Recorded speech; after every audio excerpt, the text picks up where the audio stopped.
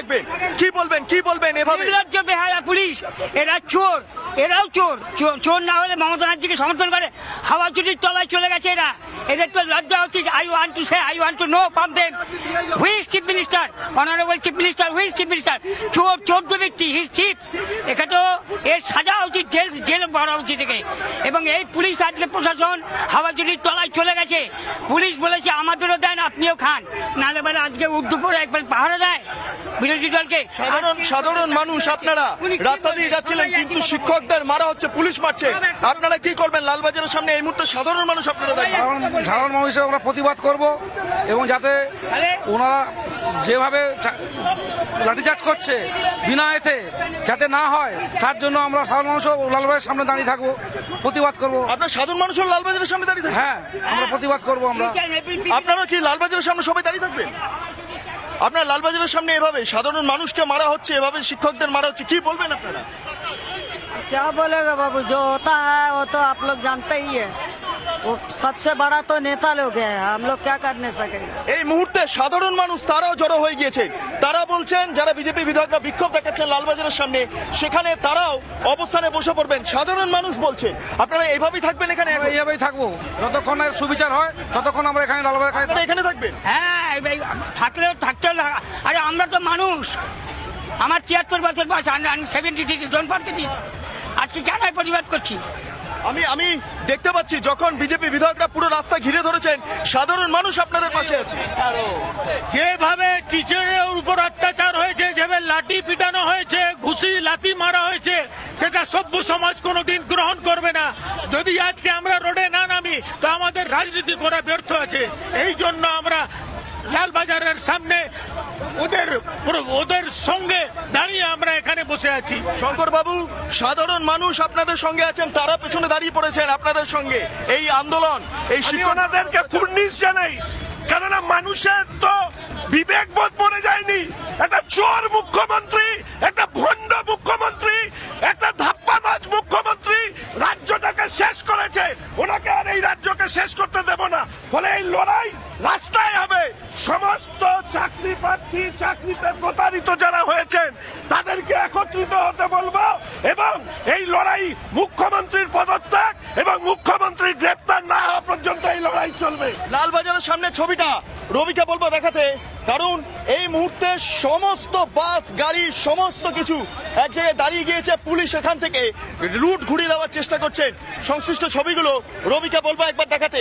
অন্যদিকে লালবাজারের সামনে এই মুহূর্তে পুলিশে ছেড়ে দেওয়া হয়েছে, এবং মূল যেই গেট, সেই গেটকে বন্ধ করে রাখা হচ্ছে পুলিশের তরফে। আমি দেখতে পাচ্ছি চেন তালা ঝালানো হচ্ছে। এক্সক্লুসিভ সেই ছবি আমার ভিডিও জার্নালিস্ট রবি শর্মা তুলে ধরছেন। লালবাজারে এই মুহূর্তে মূল গেটের সামনে চেন তালা ঝুলিয়ে দেওয়া হচ্ছে, এবং ঠিক তার উল্টো দিকে যদি ছবিটা দেখি, বিজেপি বিধায়করা শঙ্কর ঘোষ সহ প্রায় 10 জনের মতো বিধায়ক তারা রাস্তা ঘেরাও করে রেখেছেন। সাধারণ মানুষ দাঁড়িয়ে পড়েছে। জবাব দাও, চাকরিয়ালদের উপর নির্মম লাঠি চার্জ করলো কেন? পুলিশ মন্ত্রী জবাব দাও। চাকরি খেকো তৃণমূল, হায় হায়। আরে পয়সা দিয়ে চাকরি দেওয়া তৃণমূল, হায় হায়। মুখ্যমন্ত্রীকে অবিলম্বে পদত্যাগ করতে হবে। এই দাবিতে বিজেপি লড়বে।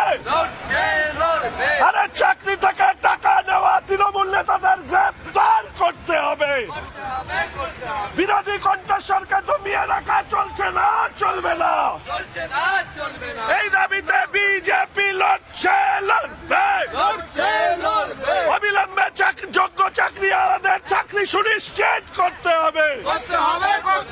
এই দাবিতে বিজেপি। আরো ছবি দেখাবো, রবিকে বলবো এদিকে আসতে, কারণ এখানে আরো ছবি রয়েছে। আমি দেখতে পাচ্ছি অগ্নিমিত্রা পল সহ সমস্ত বিধায়করা এই মুহূর্তে পুরো রাস্তার মাঝখানে বসে রয়েছেন। আমি একবার অগ্নিমিত্রা পলকে তার কাছে যাব। এই গোটা ঘটনা, চাকরি প্রার্থীদের উপর এভাবে আক্রমণ পুলিশের, কি হচ্ছে? মুখ্যমন্ত্রী পাকে পড়েছে। 1 বছর ধরে আদালত সময় দিয়েছিল তালিকা আলাদা করার জন্য, তালিকা আলাদা করতে পারেননি। কারা চুরি করেছে, কারা আপনাকে আর আপনার মন্ত্রীদের ঘুষ দিয়েছে, আর কারা যোগ্য, সেই তালিকা আপনি আলাদা করতে পারেননি। আজকে আপনি পুলিশকে দিয়ে যোগ্যদের মারছেন, লাঠিপেটা করছেন। এটা আমাদের দেখতে হবে। আমরা চাই ওএমআর শিট সামনে আনা হোক।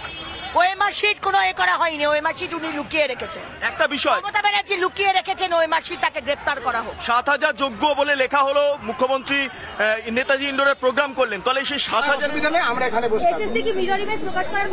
উনি মৌখিক আশ্বাস দিয়েছেন যে হ্যাঁ মিরর ইমেজ প্রকাশ করব, মৌখিক আশ্বাস দিয়েছে। আমরা ওই মিথ্যে আশ্বাসে ভুলছি না। গত 7ই ফেব্রুয়ারি আমি গিয়েছিলাম, তাকে আমি বলেছিলাম, কিন্তু 10ই ফেব্রুয়ারি যে শুনানি ছিল সুপ্রিম কোর্টে, সেখানে কিন্তু কোনো মিরর ইমেজ বা যোগ্যদের তালিকা দেননি, যার ফলে অযোগ্যদের সাথে সাথে আমাদেরও চাকরিটা চলে গেছে। শীত বের করা হোক, যারা যোগ্য। অভিজিৎ গঙ্গোপাধ্যায় বলেছেন 5,000 প্লাস তারা হচ্ছে অযোগ্য, সেই লিস্টে পাওয়া গেছিল, কেন সেটা জাননি? 1 বছর সময় পেয়েছিলেন। মমতা ব্যানার্জিকে গ্রেপ্তার করা হোক, তাকে অ্যারেস্ট করা। আপনারা কতক্ষণ বসবেন এখানে? আমরা বসবো যতক্ষণ নিঃশ্বাস আছে, ততক্ষণ আমরা প্রতিবাদ করব আমাদের শিক্ষক শিক্ষিকা ভাইদের জন্য। এই মুহূর্তে আমি ছবিগুলো দেখাবো, পুলিশের সঙ্গে রীতিমতো বচসায় এই মুহূর্তে শঙ্কর ঘোষ সহ অন্যান্য বিধায়করা।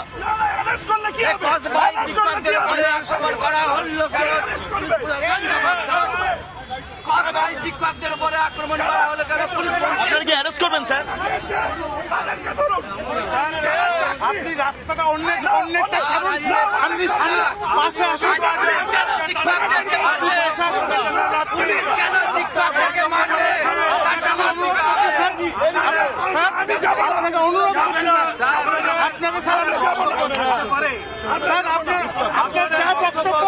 আমরা শুনছি মেরেছেন কেন? আসুন স্যার, আমরা যাবো না। আসুন স্যার, আপনারা কি অ্যারেস্ট করবেন? আপনার সামনে আমার ব্যক্তিগত সম্পর্ক। শঙ্কর ঘোষ তাকে এই মুহূর্তে চ্যাংদুলা করে পুলিশ নিয়ে যাচ্ছে, ছবিটা দেখাবো সরাসরি লালবাজারের সামনে। আপনারা তো আমাদের উপরে বল প্রয়োগ করবেন, আপনারা তো মিডিয়াদের উপরে বল প্রয়োগ করবেন, আপনারা আমাদের চোরদেরকে ধরবেন না, সব লোকদেরকে ধরবেন। তাহলে কিভাবে মারেন? কিভাবে মারেন? আপনাকে মারছি না, পদ্ধতি পুলিশ তুমি উঠতি ছাড়াও, তৃণমূলের ঝান্ডা ধরো, পুলিশ তুমি উঠতি ছাড়াও, তৃণমূলের ঝান্ডা ধরো। নির্মমভাবে চাকরিয়ালাদের উপর অত্যাচার হলো কেন? পুলিশ তুমি জবাব দাও, জবাব দাও। নির্মমভাবে পুলিশ চাকরিয়ালাদের উপর আক্রমণ করলো কেন? পুলিশ তুমি জবাব দাও, জবাব দাও। পুলিশ তুমি জবাব দাও, জবাব দাও। মমতা ব্যানার্জিকে জানাই মমতা ব্যানার্জিকে জানাই